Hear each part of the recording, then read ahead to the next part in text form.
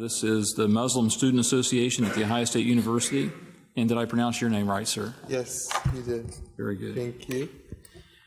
Dear Chair Johnson, Vice Chair Serino, and Ranking Member Martin, and members of the Senate Workforce and Higher Education Committee, my name is Khalid Dada, and I am the president of the Muslim Student Association at Ohio State University, otherwise known as the MSA.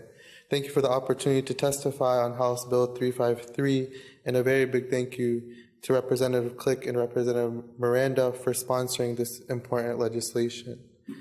As the MSA's current president at Ohio State University, which is the largest chapter in the nation, I've devoted my time to serving Islam, the university's Muslim students, by enhancing the campus environment, educating Muslims as well as people of other faiths about Islam, and strengthening the community through service and advocacy. I've had the chance to learn about a diverse range of religious and cultural customs through my work in MSA, through coordinating and participating in a number of interfaith gatherings and discussions with various organizations. Upon discovering a passion for public service, I joined the undergraduate student government, otherwise known as USG, to enable the university in attaining justice for all of its students. This year I was appointed as a university senator, the governing group of the university that the president resides on, placing me at the pinnacle of the university's administrative system with the authority to promote reform.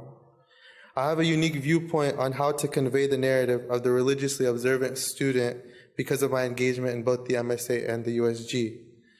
I have been able to voice my concerns for students who practice Islam and other faiths at the highest level of our university's governing system. For nearly the past 2 years, I've advocated strongly alongside a group of students to draft a resolution through our student government that supports students who are observing a religious obligation in the classroom by enhancing our attendance policy. With Ohio State ranking among the top 3 most populous universities in the country, it's critical for our university to serve as a platform and base for other universities. Our request was straightforward and clear: to permit students who miss class due to religious observances to continue to be held accountable for their academic obligations during the period of their excused absence, but by providing them with reasonable alternatives and/or accommodations without consequence. Anyone who has engaged in advocacy at a large public university should be aware of the bureaucratic obstacles faced by students who are fighting for their rights. Though it has been particularly shocking to hear the difficulties faced by religious students at Ohio State. The concern over religious absence has come up many times before for Muslims, as the only holiday we celebrate around the year, Eid, is one we traditionally have to miss class for. This past year was the first time the holy month of Ramadan fully coincided with the school calendar and raised concerns about making adjustments for religious observances. Ramadan is a holy month during which Muslims are expected to fast from all food and drink from dawn to sunset.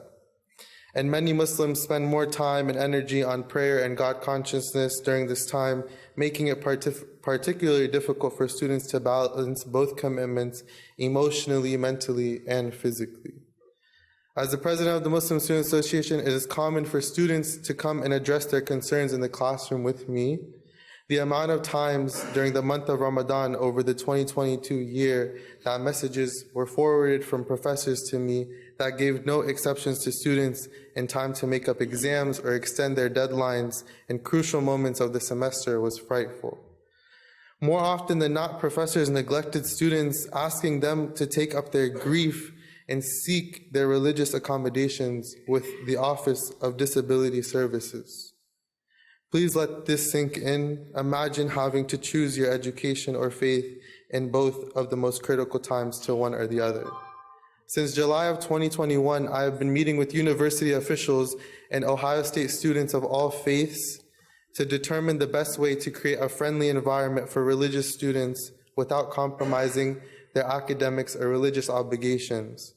I've discussed the importance of this legislation with professors, administrators, and faculty from nearly every department at our university.